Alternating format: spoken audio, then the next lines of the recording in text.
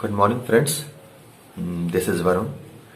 और आज मैं क्लास 10th के साइंस के बुक का चैप्टर नंबर 12 इलेक्ट्रिसिटी के कुछ टॉपिक्स को डिस्कस करने जा रहा हूँ। 3 टॉपिक्स होंगे आज के क्लास में। फर्स्ट टॉपिक है how to get a continuous flow of electricity. Second topic है डायरेक्शन ऑफ करेंट।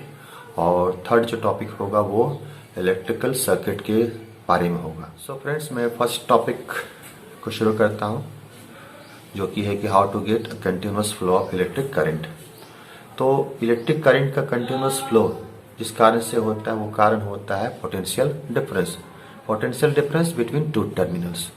यदि दो टर्मिनल के बीच में पोटेंशियल डिफरेंस है तो करंट फ्लो होगा, यदि नहीं है तो करंट फ्लो नहीं होगा। मान लेते हैं कि 2 पॉइंट्स है, point A and point B.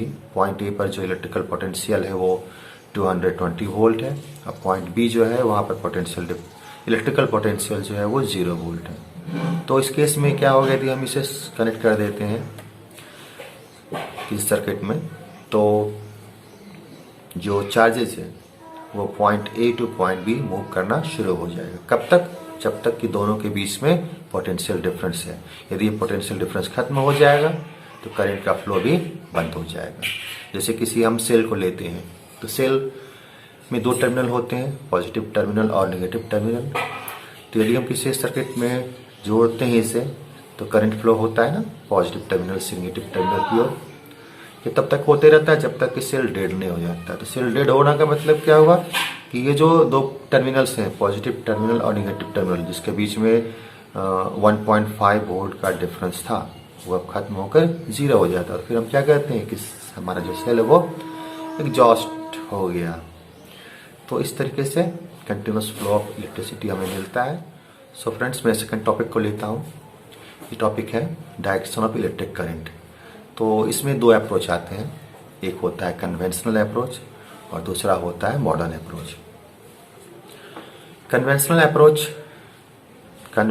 Approach कहता है कि जो करंट है वो पॉजिटिव टर्मिनल से नेगेटिव टर्मिनल की ओर फ्लो करता है।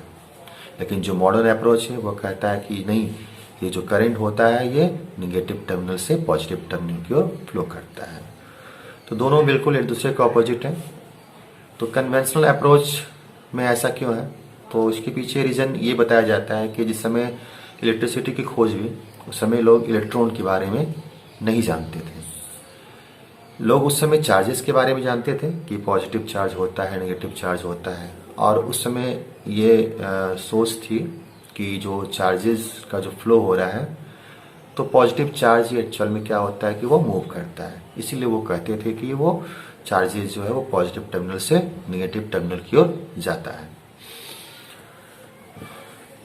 जहां तक मॉडर्न अप्रोच का सवाल है, तो इसके अनुसार जो करंट होता है वो नेगेटिव से पॉजिटिव की ओर मूव करता है। तो इसके पीछे रीजन ये होता है कि चार्जेस का फ्लो एक्चुअल में क्या होता है, इलेक्ट्रॉन्स का फ्लो होता है।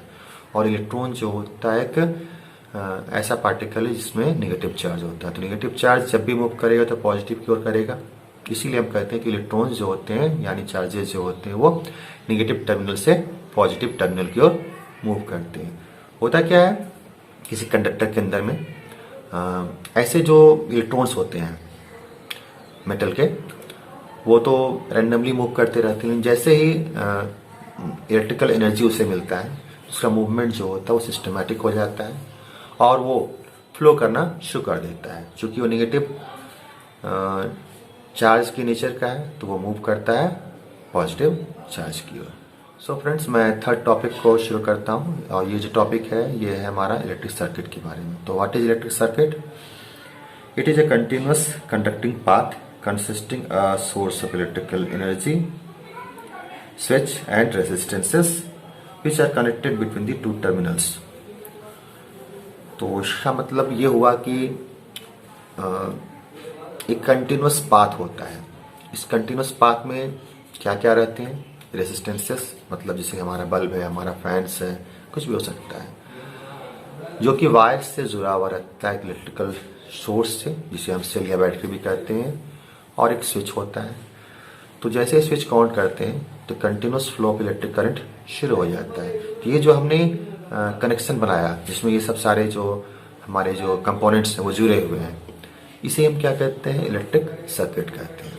तो फ्रेंड्स, इलेक्ट्रिक सर्किट में जो भी कंपोनेंट्स होते हैं इन्हें हम कुछ सिंबल्स से भी रिप्रेजेंट करते हैं, जिसे हम इलेक्ट्रिकल सिंबल्स कहते हैं या फिर सर्किट सिंबल्स भी कहते हैं।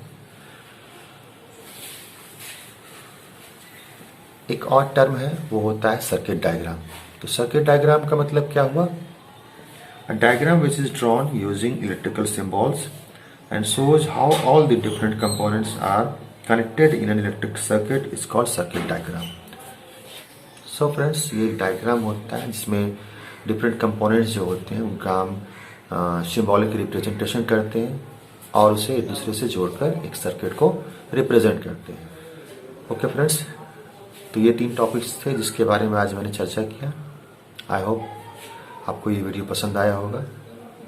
Thanks for watching.